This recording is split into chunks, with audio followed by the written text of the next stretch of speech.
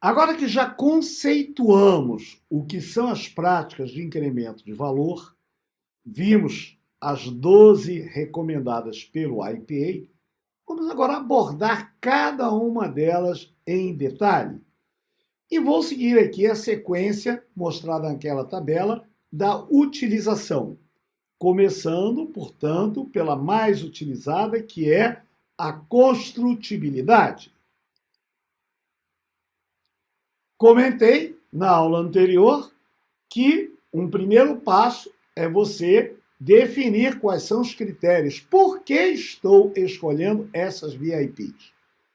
Vejamos, qual é ou quais são os critérios de seleção para que você utilize a VIP de construtibilidade?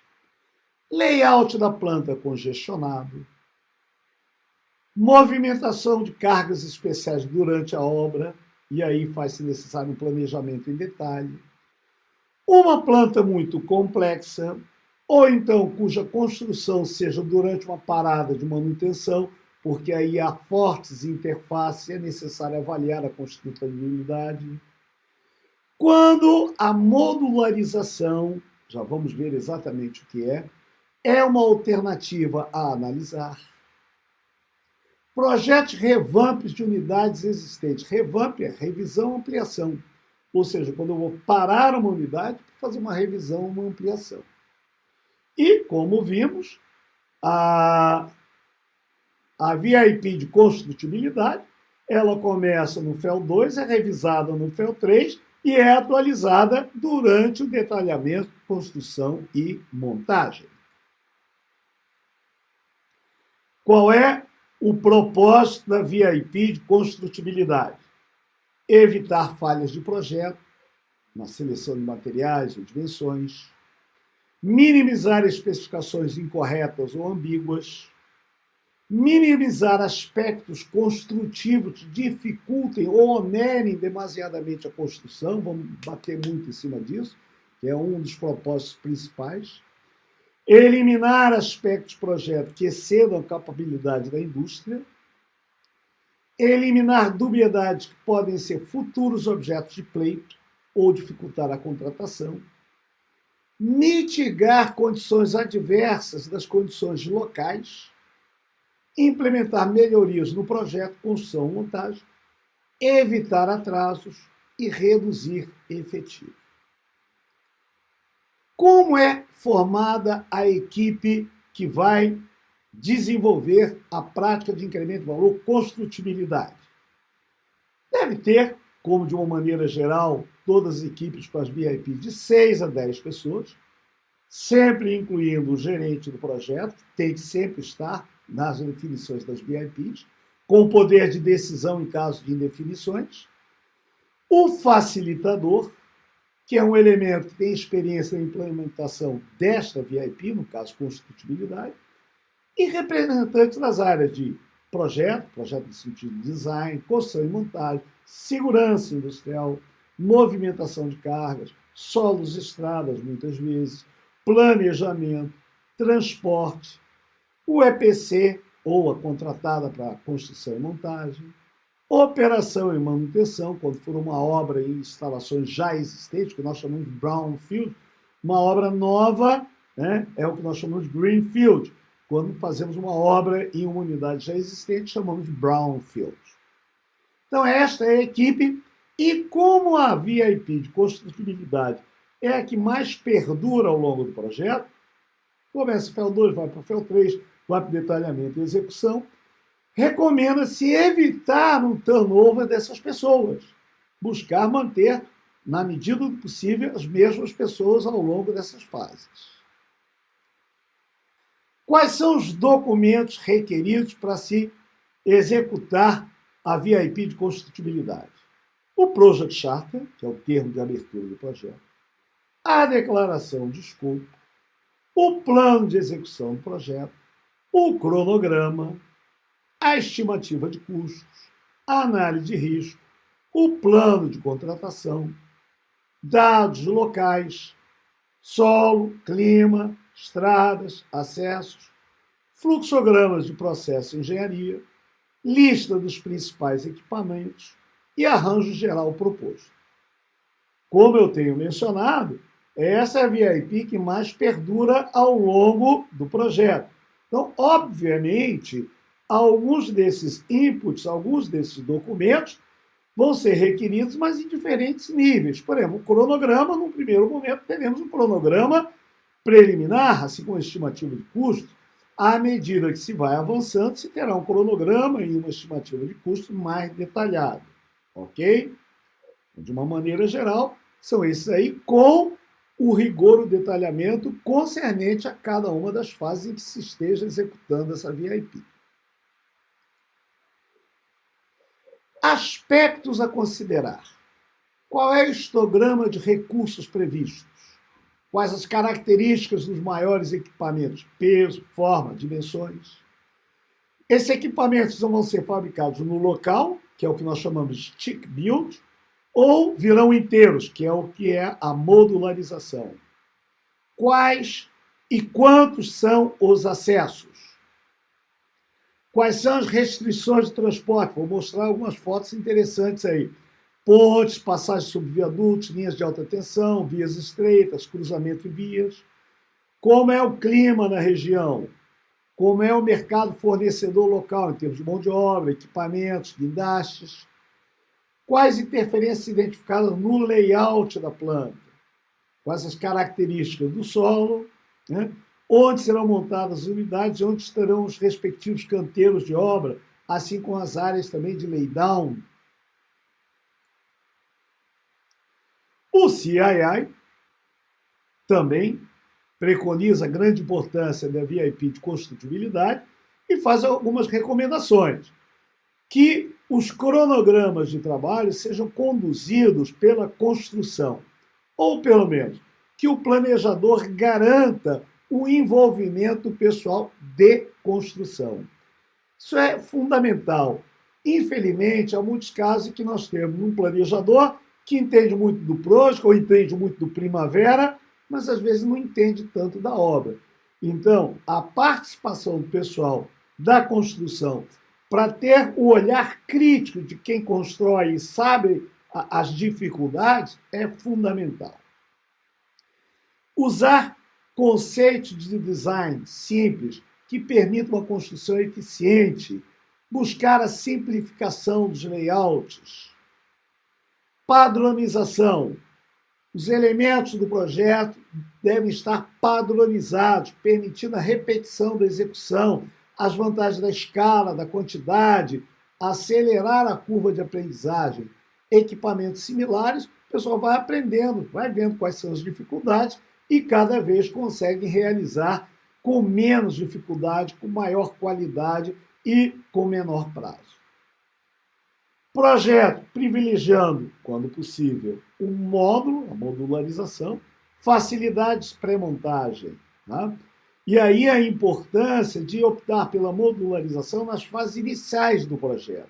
Esse é um equívoco frequente. O pessoal fala, mais para frente a gente pensa se vale a pena modularizar ou não. Não. Tá?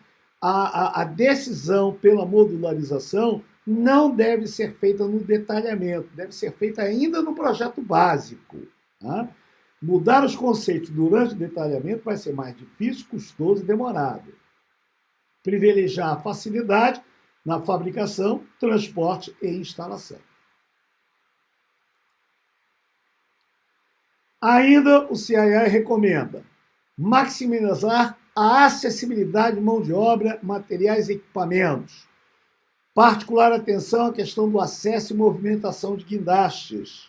Né? Estudar as vias internas da obra, buscando otimizar a movimentação dos equipamentos e elevação de cargas. Tá?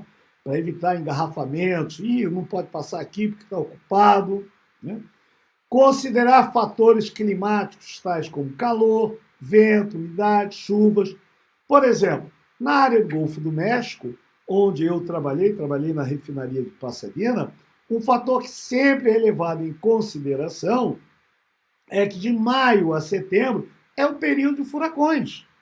Você tem que ter muito cuidado com o guindaste, movimentação, então, porque haverá um momento que, eventualmente, você vai ter que pegar e abandonar a área, né? Por uma semana, 5 dias, alguma coisa assim. né? Abandono de área. Por outro lado, no Maranhão, por exemplo, o primeiro semestre, no norte do Brasil, é extremamente chuvoso. Então, para a terraplenagem, não havia como você fazer a terraplenagem no primeiro semestre. Então, nós fizemos no contrato já uma previsão de desmobilização durante o período chuvoso, que era o primeiro semestre, e aí se investia em capacitação de pessoal, treinamento, etc. E muita gente era dispensada mesmo. Voltava-se a contratar em final de junho para poder trabalhar o segundo semestre. Para a terraplenagem, é inviável trabalhar com muita chuva. Para a fase de construção e montagem, posterior à parte de terraplenagem, estruturas, etc., aí já dá para trabalhar com chuva, mas, obviamente, as chuvas trazem alguns obstáculos, algumas dificuldades. Então, pode-se considerar a utilização de tendas, fazer as vias provisórias de forma a resistirem às intempéries, isso aconteceu, já vimos em muitas obras. São vias provisórias, nem não dá devida atenção, e começa a atolar caminhão, até máquinas de elevação de carga. Então, são cuidados a serem tomados nessa VIP de construtibilidade. Benefícios esperados da aplicação da VIP de construtibilidade. Redução de custo. Naquela tabela que lhes mostrei na aula passada, do IPA, a construtibilidade traz uma redução de custo de 4%. Agora, em termos de prazo, ganho é maior. É uma redução de cerca de 10%. Melhoria na qualidade, mais segurança, melhor gerenciamento do risco, menos alterações de escopo e menos pleitos. Isso é o que se espera da aplicação da VIP de construtibilidade.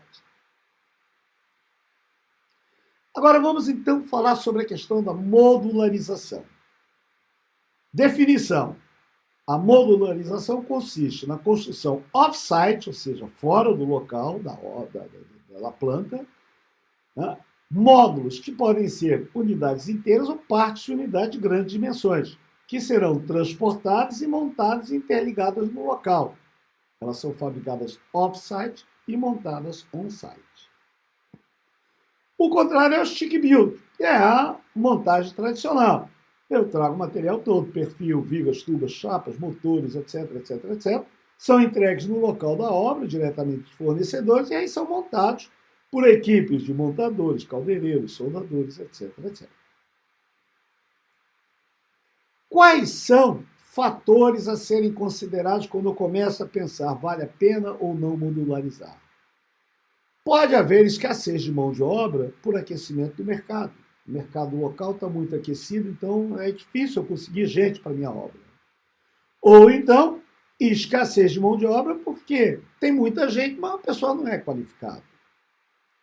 Outro fator, questão de segurança. Quando você modulariza, você irá fabricar os módulos em outros locais, em oficinas, off-site, onde você terá ponte rolante, layout adequado, enquanto que no campo você não tem tudo isso.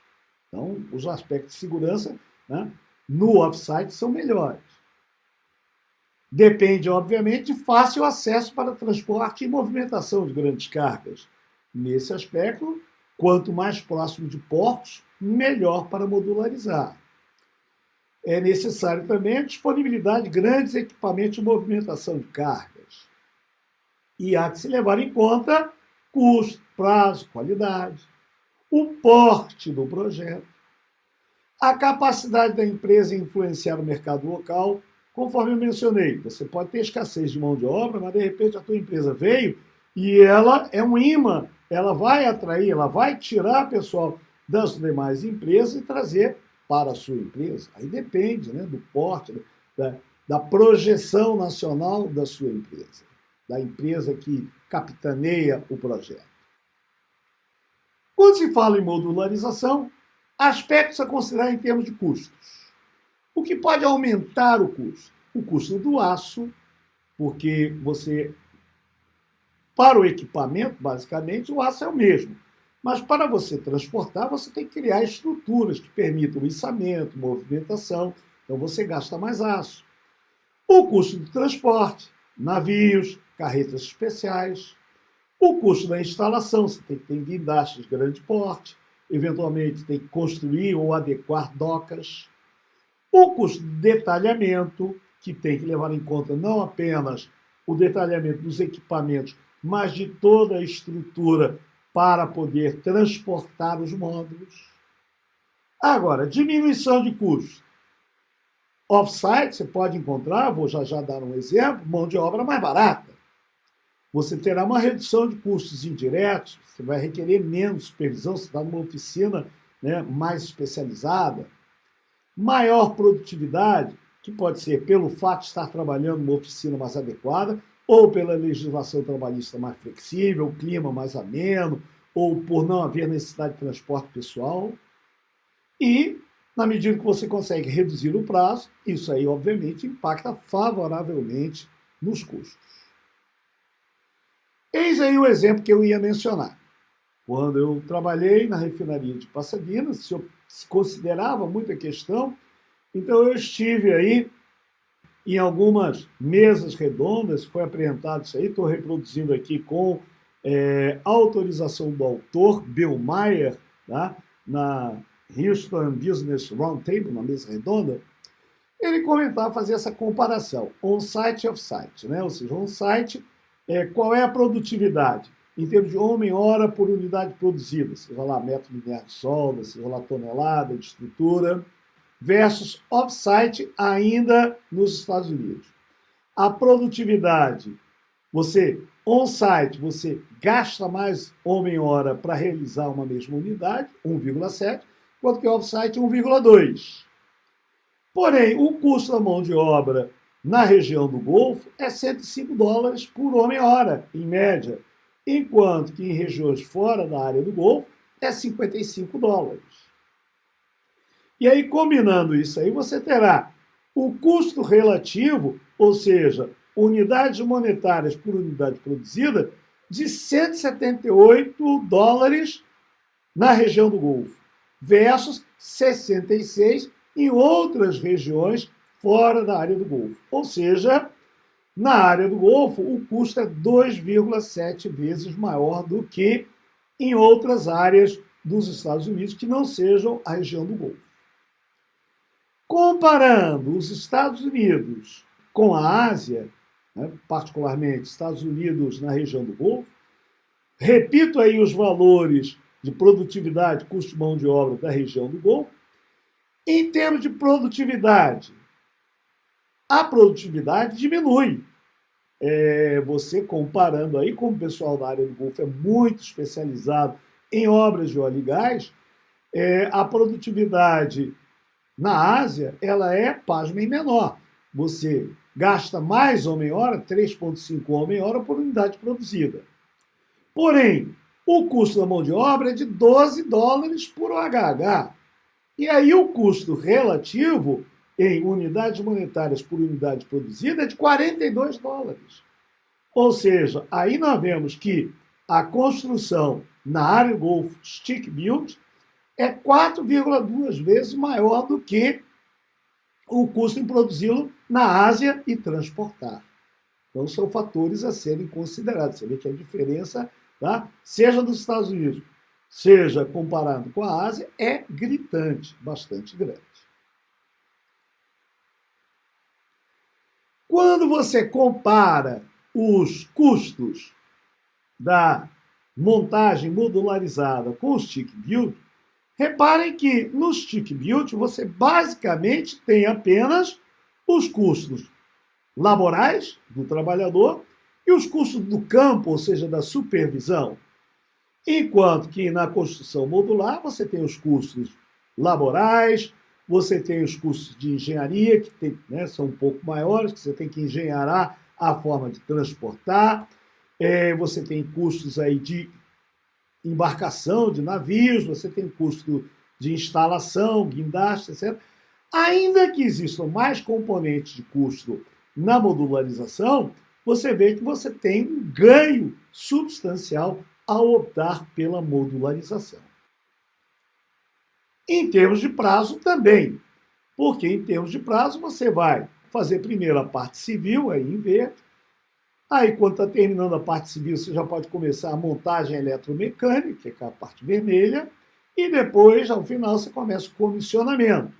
Quando você modulariza, muita dessa parte de montagem está sendo feita lá fora, enquanto você está desenvolvendo civil, porque está lá no offsite, está lá numa oficina lá na Coreia, no Japão. Então você ganha esse prazo. Você vê que o cronograma se reduz sensivelmente. Agora, a questão, por modularizar é legal? Cuidado. É uma opção a considerar. Porém, há que considerar muitos aspectos. E, nesse sentido, o CII tem o que eles chamam de Strategic Decision Tool, que é uma planilha que você localiza no CII com esse nome, onde você, ou sua equipe, você pode fazer com diversas pessoas, você vai para cada um deles, prazo, custo, mão de obra, segurança, etc, etc, etc. Você vai fazendo suas considerações, o peso ponderado, e note, tá? Para cada um desses itens tem toda uma orientação de como preencher, não é no achômetro, não. É muito bem construído. E aí essa planilha vai te indicar se é adequado, se é favorável ou não modularizar determinado projeto. Vemos aqui algumas fotos. Você vê aí, né, o módulo, ele é totalmente construído e transportado. Na foto de baixo você vê claramente como é necessário uma máquina de guindaste aí de grande porte para movimentarem. Aí você vê, por exemplo, um forno ou uma caldeira, né, sendo totalmente transportado. E embaixo temos uma unidade aí, aparentemente uma unidade de gás, também sendo totalmente transportada. Exemplo de grandes módulos. Obviamente, o transporte de grandes módulos também traz outras questões a serem muito bem pensadas. Você vê, por exemplo, são necessários caminhões especiais, é necessária atenção com a rede elétrica, haverá em muitas estradas locais onde não dá para passar sob as pontes e viadutos, e aí você tem que desviar e tem que construir, como vem aí, um acesso, uma passagem. Por isso que eu mencionei, quanto mais próximo do porto, mais se tende à modularização. Quando se afasta, você tem que pensar muito bem qual é a mão de obra e os custos envolvidos para você adequar suas vias à passagem dos módulos. Ainda que não haja viadutos, você vai ter que remover placas de sinalização para passar os módulos.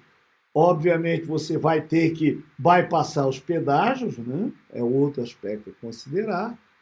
Ou seja, há muita coisa envolvida para você tomar a decisão de modularizar. Não só apenas os aspectos de engenharia, mas também os aspectos logísticos.